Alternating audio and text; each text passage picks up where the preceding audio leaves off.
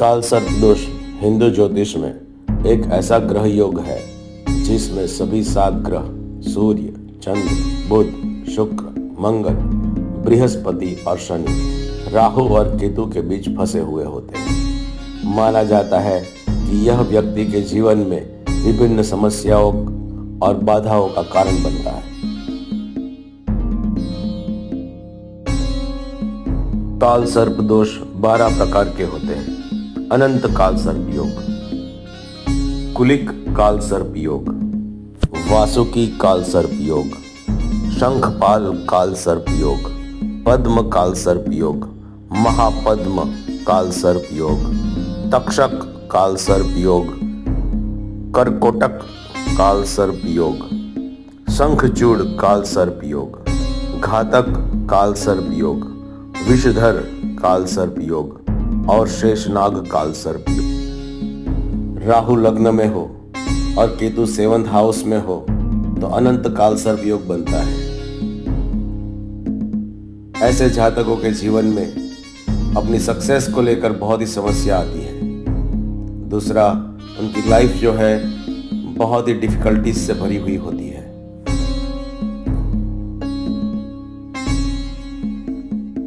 कुलिक काल सर्प दोष तब बनता है जब कुंडली में दूसरे भाव में राहु और 8वें भाव में केतु होता है।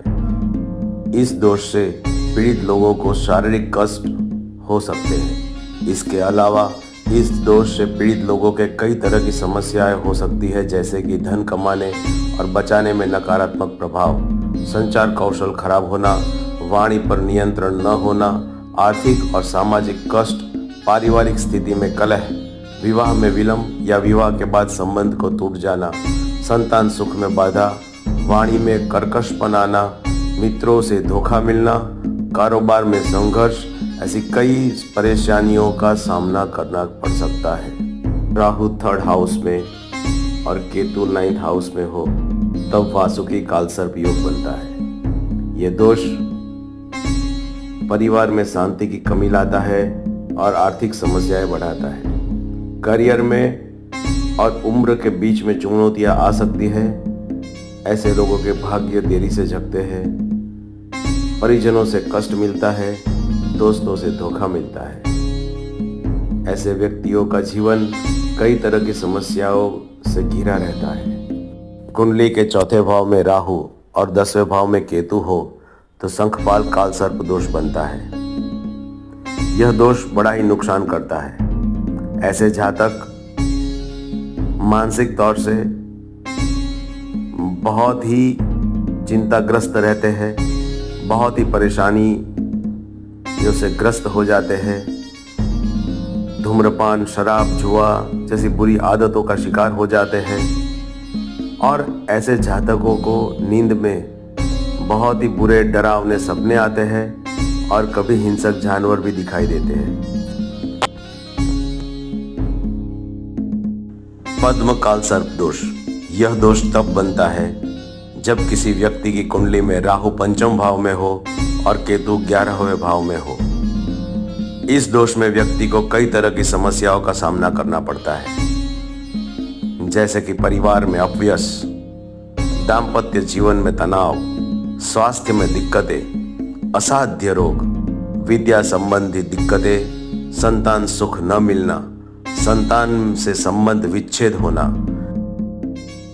जब कुंडली में राहु 6ठे भाव में हो और केतु 12वें भाव में हो और बाकी के 7 ग्रह इन दोनों भावों के बीच में हो तो महापद्म काल सर्प दोष बनता है। इस योग का नाम मदपद्म ऋषि कश्यप और उनकी पत्नी कद्रु के नागपुत्रों में से एक के नाम पर रखा गया है। ऐसे लोगों को प्रेम में धोखा मिलता है, पत्नी से वियोग हो सकता है। कारोबार के लिए इन्हें ज्यादातर समय घर से बाहर रहना पड़ सकता है। घर में अशांति रहेगी, गुप्त शत्रु इन्हें परेशान कर सकते हैं। इनका बुढ़ापा बड़ा ही कठिन हो सकता है। इन्हें अनिद्रा और बहुत सारी स्वास्थ्य से जुड़ी समस्याएं हो सकती हैं। तक्षक काल सर्प दोष तब बनता है जब जन्म कुंडली में राहु 7वें घर में और केतु पहले घर में हो। साथ ही 7वें घर से पहले घर के बीच में सभी ग्रह मौजूद हो। कुंडली के पहले भाव में शनि का प्रभाव होने पर भी तक्षक काल सर्प दोष बनता है।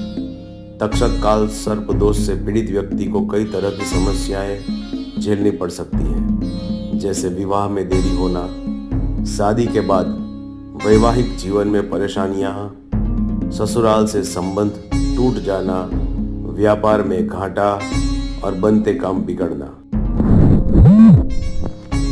जन्म कुंडली में राहु के 8वें भाव और केतु के दूसरे भाव में होने पर कर्कोटक काल सर्प दोष का निर्माण होता है। कर्कोटक काल सर्प दोष से पीड़ित व्यक्ति को कई तरह की समस्याओं या परेशानियां हो सकती है, जैसे कि आर्थिक संकट, नौकरी में परेशानी, व्यापार में नुकसान, बीमारी और दुर्घटनाएं, मित्रों से हानि, साझेदारी में धोखा,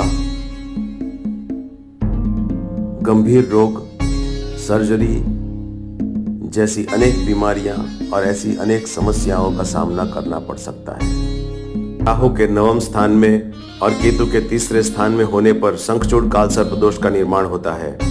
इस दोष से पीड़ित व्यक्ति को भाग्य में कई तरह की अड़चनें आती है। भाई बहनों के साथ सामंजस्यपूर्ण संबंध बनाए रखने में दिक्कत होती है। परिवार से अलगाव की भावना हमेशा बनी रहती है। ऐसे लोगों को व्यापार में हानि होती है और पारिवारिक सदस्यों के साथ मनमुटाव होता है। सरकार की तरफ से रुकावटों का सामना करना पड़ सकता है। ऐसे लोगों को पढ़ाई लिखाई में रुकावटें आती है और प्रमोशन में भी इन्हें दिक्कतें होती है। इन्हें तरक्की नहीं मिल सकती या बहुत ही मुश्किल से तरक्की मिलती है। राहु के 10वें और केतु के 4थे भाव में होने पर घातक काल सर्प दोष का निर्माण होता है। यह दोष बहुत ही गंभीर और बहुत ही तकलीफ देने वाला दोष है। यह योग व्यापार में घाटा, प्रतिष्ठा में कमी, अधिकारियों से अनबन, सुख शांति न होने जैसी समस्याओं का कारण बनता है। ऐसे लोगों को मानसिक और शारीरिक रूप से कई तरह की समस्याओं का सामना करना पड़ता है। जब जन्म कुंडली में राहु 11वें भाव में हो और केतु 5वें भाव में हो तो विषधर काल सर्प योग बनता है। इस दोष के कारण जातक को कई तरह की समस्याओं का सामना करना पड़ सकता है। धन संबंधी, बिजनेस को लेकर, सामाजिक समर्थन में कमी, बच्चों से जुड़ी परेशानियां, प्रेम जीवन में कठिनाइयां, आध्यात्मिक विकास में बाधा जैसे बहुत सारी समस्याएं इनके जीवन में आएगी। खासकर बिजनेस को लेकर और पैसों को लेकर समस्याएं बनी रहेगी। और सबसे आखिर में है शेषनाग काल सर्प दोष। यह दोष तब बनता है जब कुंडली के 6ठे भाव में केतु और 12वें भाव में राहु हो। माना जाता है इस दोष से पीड़ित लोगों को कई तरह की समस्याएं झेलनी पड़ती है। मानसिक रूप से अशांति बनी रहती है। ऐसे लोगों को गुप्त शत्रुएं बहुत होते हैं। इन्हें कोर्ट कचहरियों से दूरी बनाकर रखनी चाहिए, क्योंकि इन्हें कोर्ट और कचहरी से हार मिलती है। अक्सर वाद विवाद में ऐसे लोग फंसे रहते हैं। इन्हें गुस्सा बहुत आता है, बदनामी का सामना करना पड़ सकता है। ये लोग शारीरिक और मानसिक दोनों तरह की समस्याएं से पीड़ित रहेंगे।